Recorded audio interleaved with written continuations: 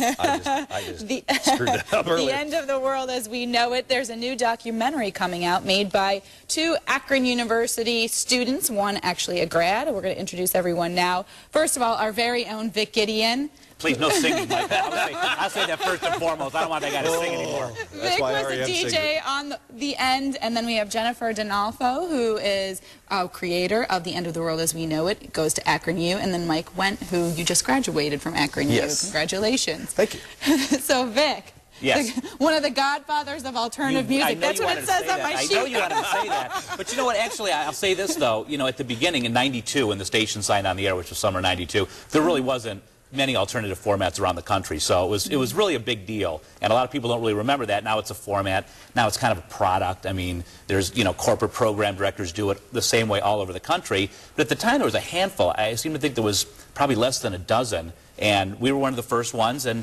really there was no rules. Nobody knew what to do, and nobody knew what, you know, what music really this target demo of 18 to 34 wanted. At that point I was in that target demo. I've subsequently moved out of it, but you know, it was really a lot of excitement though at the time. It was a tremendous format. You know, the music at that point was basically confined to college radio. You know, you were looking for it on, you know, an hour show on a college station, and a bunch of the college stations here, and then grunge happened, or actually Seattle happened in about '92, and the format exploded. So it was just a kind of a new voice to all this music that was kind of underground at the time, and it finally popped above the surface, and it really, I think they call the people that, you know, the audience was Gen X, but it was kind of the voice of Gen X. Now, I mean, it was my favorite station. I was a sophomore at John Carroll when it first came out, and looking back at it now, I kind of equate it to satellite radio, because you put on satellite and you hear music that you just don't hear on regular radio, and the music that just kept coming on and on. I mean, it really was groundbreaking. How'd that make you feel when you were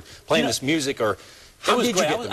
I was on the morning show, which was really an exciting thing too. It was Brian and Joe started. I was on every incarnation of the morning show, but you know, that was obviously kind of the flagship of the station. I mean, you kind of build the station around the morning show. But I was going to say, really, not so much how we felt about it, but how the audience felt about it. I mean, there was you know, a tremendous energy. Like, I'd go to parties, and you know, I worked in radio, and I'd hear people say, I think Vic Gideon's here. And it was like a really big deal. Sorry, I don't mean to laugh. I know, no, it's funny. I mean, I was like, wow, I didn't know it was, you know, I didn't know it was such a big deal, you know? I mean, like, people were like really excited about it. And, you know, just like you're saying, you'd find a show on UJC or JCU at that time, and you'd have an hour of this great music, but you didn't have it 24 hours a day. And like you're saying, you didn't have the access to this music. There wasn't the internet. You couldn't get stuff on the internet. So it was basically, it was really the first time for this. And people have been listening to this music for 10 years, and finally they had a legitimate commercial alternative to, you know, or alternative, I guess, to come to. Right. Well, Jennifer and Mike, we want to get to you because you created this documentary, The End of the World as We Know It.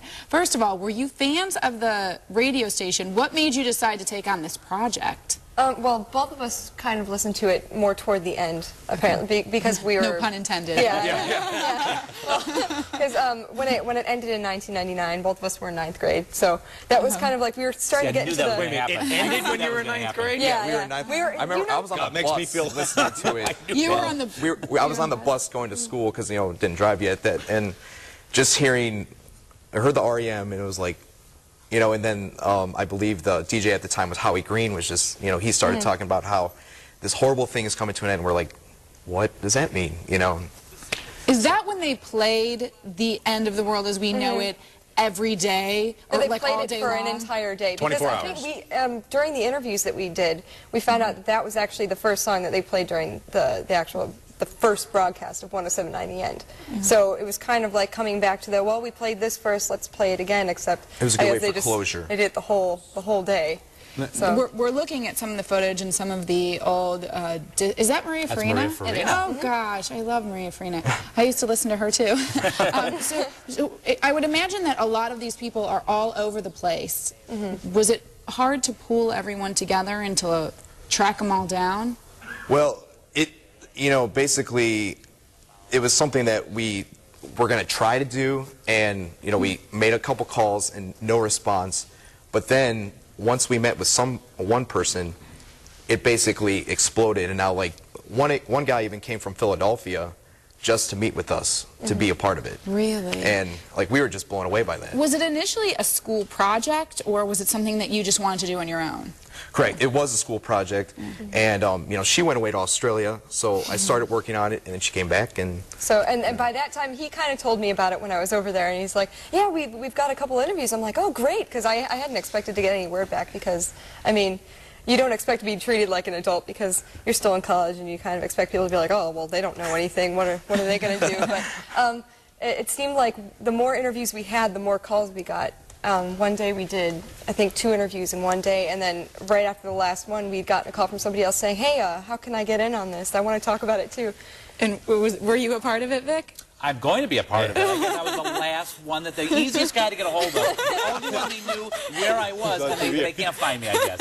And lastly, I mean, I would think that everyone would want to talk because it just seemed like it just ended abruptly. Everyone was listening to it. Now, let me ask you real quick, why did it come to an end? You know why? Because the radio stations got sold, and it went to an owner that owned Urban, and they programmed Urban. So, I mean, you know, there was no bad guy. It was not because of ratings or anything like that. It's just, you know, in the after '96, when the FCC relaxed the rules on radio stations, a lot of stations got sold, a lot of formats changed, and the end was unfortunately Actually, one of them. I'm glad to hear that because I was told that the investment or the people who advertised just weren't getting. Nope. Oh, I should ask real quick before we go, how can people see this documentary? It's not actually finished yet. It's still in production, but we do have a MySpace page that is available to be looked at. It's www.myspace.com.